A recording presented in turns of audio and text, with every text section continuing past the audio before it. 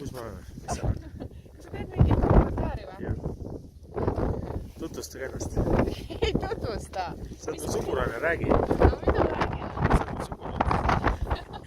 Me oleme siis Salveres, tõmbasin Niklast ja poisse. Ja siis vaatame Trollimetsas.